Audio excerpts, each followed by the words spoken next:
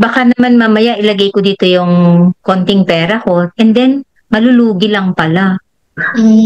Kaya yun yung talagang biggest fear ko, yung mawala yung pera ko, baka malugi.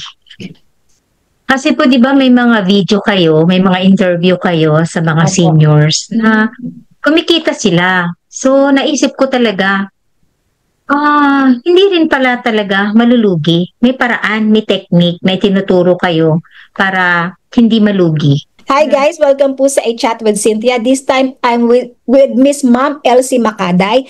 Ma'am Elsie, pakilala mo po yung sarili mo. Ilang taon ka na po and ano po yung pinagkakaabalahan mo ngayon? Hello po, ako si Elsie Macaday. 61 years old na po ako ngayon. At ang pinagkakaabalahan ko, tumutulong ako sa maliit na repair shop ng aking husband. Ma'am, bakit po, kasi ang topic po natin is talagang stock market. Kailan mo po nalaman yung stock market? Actually po, 2021 pa. Yung nag-join ako sa ninyo. Sa Facebook ko rin po yata nakita yun o YouTube. Ano po yun, ma'am? Nung nakita mo ako, first time mong nalaman yung stocks or alam mo na siya? Opo. Hindi pa po.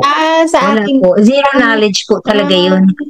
Nung nakita mo ako, zero knowledge. Tapos ngayon, bumabalik yung eagerness mo to learn the stocks, no, ma'am? Yes, ma'am. Kasi nag-enroll ako nun sa ano mo, sa masterclass mo, sa webinar. Opo, kaso busy pero hindi ko rin po naituloy, busy. So ngayon na po yung best time mo na mag-focus? Opo, ngayon na po. Kasi wala na akong maraming dalawa na lang kami ng husband ko dito sa bahay. Kaya parang makakapag-focus na ako. Ilan taon na nga po kayo? 61, ma'am, no? 61. 61 na po. Opo, ma'am. So, ma'am, dahil 61 ka na, ano pong napupusuan mong method sa stocks na gagawin mo? Yung ma'am, dividend investing. Dividend investing. Opo, ma'am. So, ano po yung fear mo? Bakit bukod sa, di ba po sabi nyo, busy ka. Tapos, pero parang nabanggit mo rin po sa akin na may fear kang mag-invest sa stocks eh. Yes, ma'am. Ano, ma'am, yung... Kasi iniisip ko rin, baka naman mamaya ilagay ko dito yung konting pera ko and then malulugi lang pala. Kaya yun yung talagang biggest fear ko. Pero kung aaralin mo po muna kasi, ma'am, bago mag-invest. Opo, ma'am. Yes. So, ma'am, bukod dun sa biggest fear na yon, ano po yung parang nag-trigger sa'yo pa na kahit nandun yung fear mo ay mag-invest? Pa din. Kasi po 'di ba may mga video kayo, may mga interview kayo sa mga seniors na kumikita sila. So naisip ko talaga, hindi rin pala talaga malulugi. May paraan, may technique, may tinuturo kayo para hindi malugi, kundi kumita. Kaya yun po yung pag napanood pala yung mga ganong interviews nyo din sa iba, lalo na yung mga seniors. Opo. Kaya yung parang nag-inspire sa akin na, go ko na nga ulit ito. Tsaka may time na po kayo, ma'am.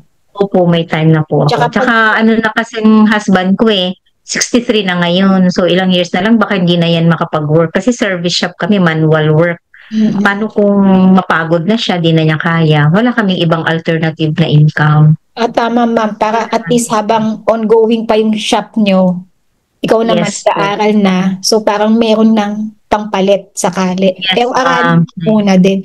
At saka, yung mga anak kasi natin, ma'am, no, pag natutunan natin to, pwede natin ituro sa mga anak. Yes po. So ma'am, ano po yung pwede mong ibigay na payo sa mga kagaya mong 60 plus na may fear na mag-invest sa stocks at newbie? Ano ba ang pwede mong i-advise sa kanila? Kasi kagaya mo po, marami nagsasabi na natatakot mag-invest, walang knowledge, mga ganun. Pero na-realize ko nga po ngayon, ma'am, na kailangan lang pala mag-enroll talaga sa class mo. Kasi talagang gina-guide mo naman yung step by step, susundan lang. Basta i-concentrate yun sa lessons na sinasabi mo. Magigets din makukuha din. Kahit senior na, gagana pa rin ang isip. Basta naman masunurin sa instructions. At saka aaralin. Basta susunod lang. Basta aaralin, susundin. Kasi kung hindi pa ngayon, kailan pa? Baka 65 na, maikli na ang lifespan ng tao. So yung mga younger ones pa, mas maganda sa kanila. Para katulad po nyo, di ba? Mas young pa kayo nung naumpisahan nyo ang stock market. So kumikita na talaga kayo ngayon. Pero that time, di ko naman alam. Di ko alam ang stock market. Kaya ito na lang, may edad na. Saka nakita yung mga YouTube nyo, Facebook nyo. Opo, ma'am. Kaya- Ituloy mo lang po yung lessons natin na panood. Opo.